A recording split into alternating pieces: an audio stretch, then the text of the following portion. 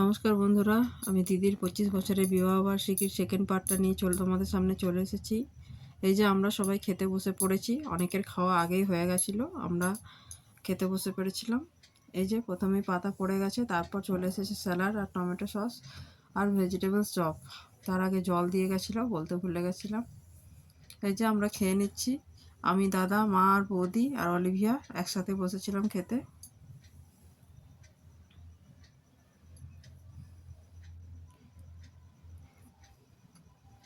তারপর চলে এসেছে চানা মশলা, মাংসের চর্বি দিয়ে বানিয়েছিল, আর মটরশুঁটির কচুরি। কচুরিগুলো এতটাই সুস্বাদু হয়েছিল যে বলে বোঝানো যাবে না। খুবই নরম আর খুব সুন্দর হয়েছিল। তারপর চলে এসেছে পোলাও আর চিলি চিকেন।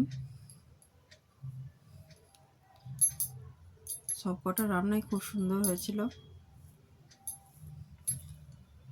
বর আগেই খেয়ে নিয়েছিল, বর আমাদের সাথে খেতে বসেনি।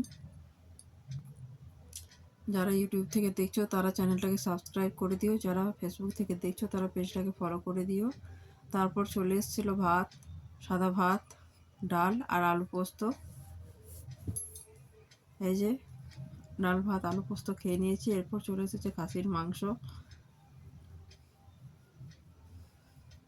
দেখো মাংসের কালারটা কত সুন্দর হয়েছিল আর খুব সুন্দর সেদ্ধও হয়েছিল। মাংস দিয়ে ভাত খেয়ে নেওয়ার পর চলে এসেছে চাটনি আর পাঁপড়। চাটনি আর পাঁপড় শেষ হতে না হতে, আমি যেহেতু চাটনি খাই না তাও দিয়েছিল। মিষ্টি চলে এসেছিলো, মিষ্টি খেয়ে নেওয়ার পর আইসক্রিম আর পাস দেওয়া হয়েছিল। আমাদের খাওয়ার পর জামাইবাবুরাও খেতে বসেছিল। গেটটাও সুন্দরভাবে সাজানো হয়েছিল। এই যে দিদি জামাইবাবু খেয়ে নিচ্ছে।